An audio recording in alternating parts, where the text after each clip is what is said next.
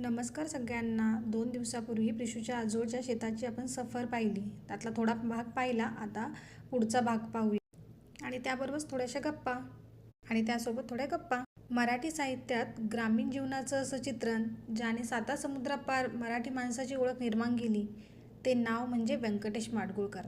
आणि हे माझे आवडते लेखक आहेत. अगदी म्हणजे मी 6वीला असेल तेव्हापासून मी त्यांची पुस्तके वाचते.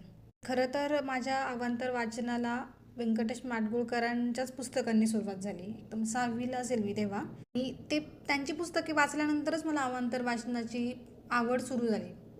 तसं मला मराठी साहित्यातले सगळेच लेखक आवडतात. व्यंकटेश माडगूळकर हे चित्रकार होते, लेखक, निसर्गप्रेमी, म्हणजे अष्टपैलू व्यक्तिमत्व म्हणलं ना तरी पण चालेल.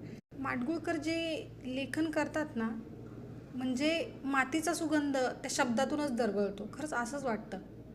त्यांचं पुस्तक मी 6वीला असतानाच वाचलं होतं, बनगरवाडी. म्हणजे ही कादंबरी एकदम जागतिक स्तरावर गाजली. कादंबरीचा अनेक भाषांमध्ये अनुवाद पण झाला, त्यावर चित्रपटही निघाला. धनगर समाजाचं जगणं आणि निसर्गाशी असलेला त्याचा संघर्ष त्यांनी इतक्या सहजतेने मांडला आहे की वाचताना आपण स्वतःच त्या वाडीत आहोत की काय असंच वाटतं. त्यांच्या लिखाणात कोणताही बडेजाव नव्हता, तर तो होता फक्त साधी आणि प्रामाणिक अभिव्यक्ती. म्हणूनच त्यांना मानदेशी साहित्याचा सम्राट म्हटलं जातं.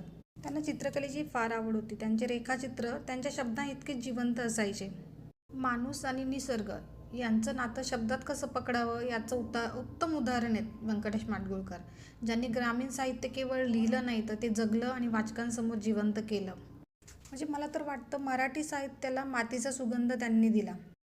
त्यांची बरीच पुस्तके मी वाचली, म्हणजे जसं की सुरुवातीला बनगरवाडी, नंतर इथला असतानाही सत्तांतर, पुढचं पाऊल, कोवळे दिवस, मानदेशी माणसं, गावाकडच्या गोष्टी, गोष्टी घराकडील, काळी आई, जमलेची चव, हस्तांचा पाऊस, नगदी, पांढऱ्यावर काळे, रानमेवा, चित्रकलेचे दिवस, अशी बरीच पुस्तकं मी त्यांची वाचली. आणि खरंच खूप चांगली पुस्तकं आणि छान पुस्तके, वाचण्यासारखं भरपूर काही आहे.